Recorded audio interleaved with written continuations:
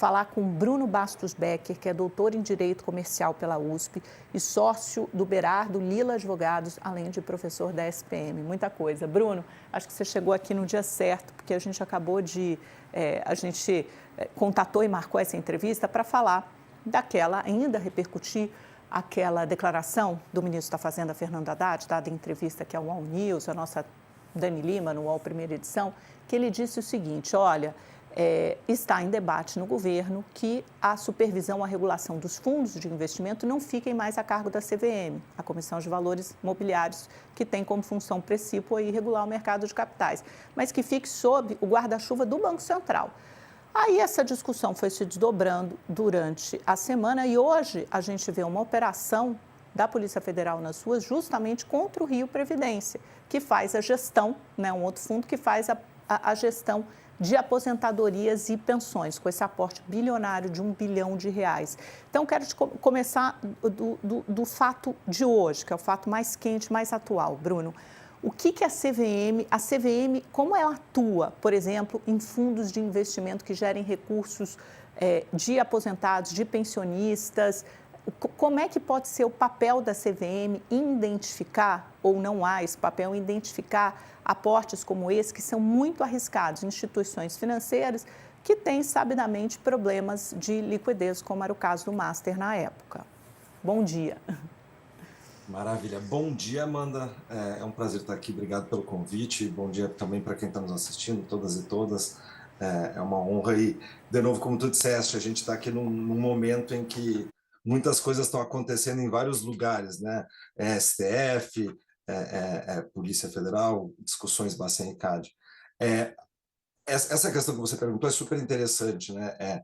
Olhar para os investidores institucionais, aí, que são fundos de pensão, fundos de investimento, e entender essa regulamentação. E aqui é importante a gente fazer uma diferenciação de fundo de investimento, né, que é esse instituto hoje regulado pela CVM, que busca, de uma forma geral, diversificar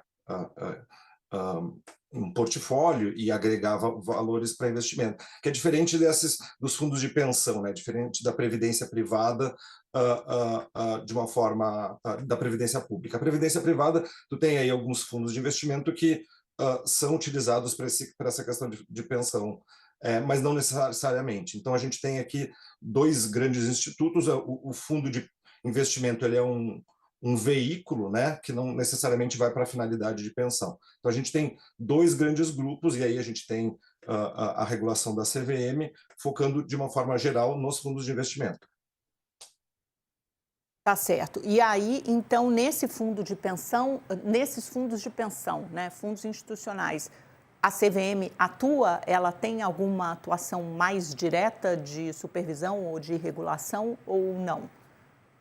Sim, não. Então, de novo, na estrutura da pensão, ela não vai definir, né, se ele pode ser usado ou não para fundo de pensão.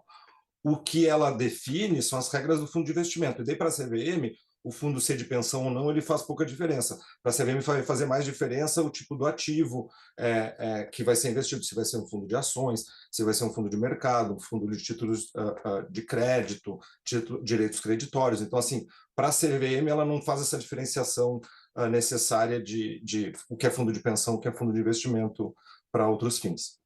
Tá. E agora, Bruno, voltando ao caso Master e aos fundos de pensão, por exemplo, ligados à REAG, né, da REAG geridos, né, tem como gestora, administradora a REAG, então todos esses fundos de investimento, melhor dizendo, estão sob guarda-chuva dela, são vários, e alguns deles ligados ao caso Master, alguns deles que têm uma conexão também com a outra operação Carbono Oculto, que liga a grupos criminosos e o PCC. Há uma concepção geral na sociedade, eu não sei se isso, e é isso que eu quero explorar com você, eu não sei se é uma percepção real, adequada ou não, de que isso saiu um pouco de controle. Porque se você tem, por um lado, organizado usando esse instrumento dos fundos de investimento para lavar dinheiro, para mandar esse dinheiro para fora, para obter laranjas. E do outro lado, você tem o caso Master, usando também esses fundos de investimento numa engenharia super complexa, fundo, dono de fundo, fundo com cotista de fundo, para provocar uma ciranda financeira, né, com uma supervalorização, inflando esses ativos que saem de empréstimos do Master, passam por ativos podres, depois voltam para aplicação de CDBs no Master. Tem alguma coisa aí? O que está fora do lugar? É pouca regulação? É o regulador que não está atuando direito? Porque o que a gente tem a impressão é que fundos de investimento se tornaram veículo de fraude, seja do crime organizado, seja de instituições financeiras. Parece que é essa história que está sendo contada aqui, é isso? Nossa, tua pergunta, Amanda, eu acho que ela é muito precisa, e ela é precisa e pontual, tá? De fato, a gente tem hoje, isso aí é o tema do meu doutorado, a gente tem hoje um sistema de fundos de investimento bastante inflado. Curioso, o Brasil é o país com o maior número de fundos de investimento do mundo. O Brasil tem 32 mil fundos hoje. Isso representa 20% de todos os fundos do mundo, tá? Para só uma comparação, o Brasil tem 2,5 vezes mais fundos do que os Estados Unidos. Mas se a gente olha para o volume investido, ele é muito menor. Então, o Brasil representa 3% hoje do valor investido em fundos de investimento, mas 20% do número de fundos, né?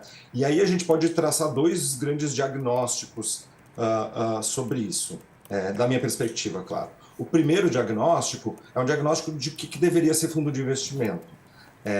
O Brasil ele veio num histórico, né, de uma regulação bastante distante até do que se faz no resto do mundo, e no Brasil a gente não tem um critério claro de que são critérios mínimos de fundo de investimento. Tá? Eu digo assim, quantos investidores, quantas empresas ou quantos tipos de investimento, né? A gente pensa em fundo de investimento, uma pessoa leiga vai pensar, não, fundo de investimento eu invisto um dinheiro, muitas pessoas investem aquele dinheiro, eles têm um grande volume de dinheiro para investir em outras coisas, diversificam o portfólio para diminuir risco, né? Então eu ganho o lucro daquele fundo proporcional ao meu investimento. Acontece que no Brasil a gente tem muitos fundos com um só investidor, que é o fundo exclusivo, né? A gente tem muitos fundos com um investimento só, e isso, pelas minhas contas no meu estudo, que eu fiz um estudo quantitativo, representa quase 50% dos fundos do Brasil. Então, esse é o primeiro diagnóstico. Muitas coisas talvez não deveriam ser fundos de investimento. E daí, voltando para a tua pergunta, elas acabam, o fundo de investimento está sendo usado, eu não diria fraude, né? Mas eu diria como um instrumento paralelo. Ele sai do direito societário, né? Sociedades anônimas, sociedades limitadas, e cria um novo tipo de instrumento quase societário aí, né? Para esse tipo de investimento. E quando o ministro Haddad faz essa observação em particular, Bruno, que seria o Banco Central que deveria ficar encarregado de regular, de monitorar, de supervisionar esses fundos de investimento, ele tem razão? E aí me explicaram fontes no Banco Central e até na CVM que tem um debate mais amplo por trás disso. A própria ministra Esther Dweck esteve com a gente em entrevista anteontem explicando isso, falando que tem um debate assim mundial colocado no mundo desde 2008, desde depois da crise financeira. Alguns foram por essa esteira, todo mundo foi de apertar a regulação. Aí a liquidez, o dinheiro mundial, ele foge, né? Ele encontra caminhos, encontra brechas, ele mudou para fundos de investimento, para corretoras, para fintechs, para todas essas instituições de pagamento que agem conjuntamente como banco, mas não são bancos, que, portanto, era necessário trazê-las também para a regulação, para regras mais rígidas do Banco Central. O senhor concorda? O senhor não, né? Você é muito novo. Você concorda com essa visão? Obrigado pelo não, senhor. Amanda, essa discussão de Bacen e CVM, ela não é nova, né?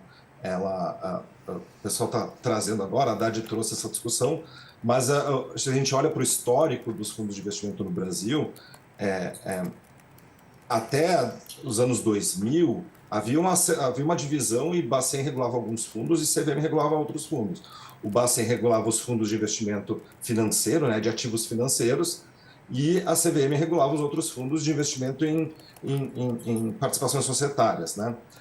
Em 2001, teve uma alteração na lei de mercado de capitais que definiu que as cotas do fundo, que é a participação, né, como se fosse a ação do fundo de investimento, chama cota, essa ação seria um valor mobiliário. Portanto, seria a CVM que regularia. Em 2002, teve uma decisão conjunta do Bacen e com a CVM que eles decidiram, não, então a CVM vai fazer a regulação dos fundos, né, dessa estrutura, e a partir dali a CVM consolidou, né, a regulação de fundos de uma forma mais geral. E a CVM veio desenvolvendo essa regulamentação, depois com a Lei de Liberdade Econômica. Houve mais uma onda de novas regulações, centralização, porque havia 27, eu acho que, de tipos diferentes de fundo de investimento, se diminuiu um pouco, mas, de fato, o teu ponto aqui ele é muito importante, né? Voltando ali aquela questão de o que é fundo e o que não é fundo. Tirando aquilo que não é fundo, o que é fundo, tem uma divisão na prática internacional de fundos públicos e fundos privados, né? O fundo público é aquele fundo que vende participações, vende cotas no mercado. Então, qualquer pessoa física pode ir lá no seu banco, aplicativo, hoje em dia até essas fintechs vendem participação em fundo de investimento, umas cotas. Esses fundos públicos, porque eles têm as cotas negociadas publicamente, eles merecem uma regulação. Por quê? Porque ali a gente tem que proteger o consumidor, que não tem condições de ir atrás de informação, ver qual é a gestão do fundo e tudo mais. Mas tem todo um outro grupo de fundos privados. E no mundo inteiro, o que se regula nos fundos privados são os gestores, não é o fundo todo. E aqui no Brasil se trata tudo como uma coisa só, os públicos e os privados. Nisso, a gente tem um grande infla, né, a estrutura da CVM. Se a gente pensar, a CVM tem aí umas 400, 500 companhias de capital aberto e 30 mil fundos para regular. E essa supervisão, daí que é o cerne da tua questão, ela fica prejudicada por falta de braço. Se a gente reduzisse, por exemplo, falasse assim, olha, o fundo público é aquele fundo que tem pelo menos 50 cotistas, pelo menos 5 tipos de investimento, pelo meu estudo a gente teria uns 350 fundos supervisionados pela CVM. E daí fica muito mais fácil, né, de a gente poder fazer investigações, poder olhar para os ativos. Hoje em dia se falta braço, porque se criou esse sistema, esse mamute, né, esse elefante gigantesco que é difícil de supervisionar. Agora, Bruno, tem alguém que teria capacidade de olhar, mesmo o Banco Central, para impedir que casos como esse da REAG acontecessem, ligados ao Master, usados pelo crime organizado? Isso é uma questão o quê? De apertar a regulação, tornar mais rígida, de ter mais braço, mais gente olhando, porque o Banco Central também tem falta de gente, né? É o mesmo problema da CVM, até por isso que tem uma PEC querendo autonomia financeira, independência financeira do Banco Central. Quer dizer, quem vai olhar para isso? Se são milhares de fundos com cotistas únicos, privados, que esse é o caso da REAG, acaba sendo uma caixa preta, né? Claro, não, tu tens toda a razão. E aí é um pouco de opinião, tá? Não tem certo ou errado. O que eu vejo é que exatamente o teu ponto. A minha perspectiva não é levar para o Bacen a regulação de fundos vai resolver esse problema.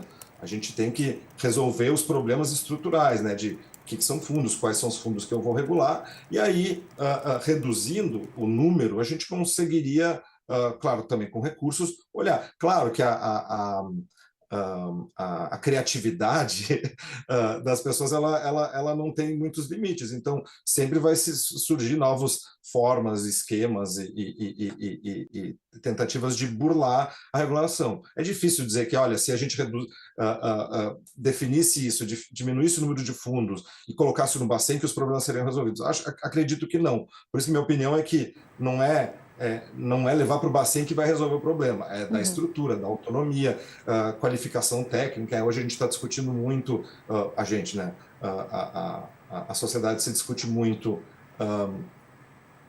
as competências da CVM no sentido de quem são as pessoas tomando decisões, se são pessoas mais técnicas, mais políticas. Então, assim, é uma questão de qualificação e claro, de investimento para uma estrutura robusta que faça investigação. Mas, na minha opinião, voltando, se a gente reduzisse bastante, delimitasse fundos públicos e privados, e deixasse muito claro o que está acontecendo, as competências de cada um, reduziria muito o volume de fundos e que ajudaria a fiscalização. Ô Bruno, e só uma última pergunta, 30 segundinhos para encerrar. O caso Master poderia ter sido evitado e dos fundos REAG com uma regulação apropriada? O Banco Central e a CVM cometeram erros também? Eu acho que isso é um pouco precoce da gente fazer essa afirmação, tá? Eu acho que precisa passar por uma investigação para entender exatamente todos os pontos, quais são os pontos cegos. Eu não consigo dizer agora que a regulação, essas fraudes agora que está se investigando seriam porque a gente não tem nenhuma investigação desses casos. Então, é um pouco precoce, com base nas notícias, fazer qualquer análise. Mas eu acho que a probabilidade de uma regulação um pouco mais, uma supervisão um pouco mais próxima, teria chance de reduzir sim os riscos.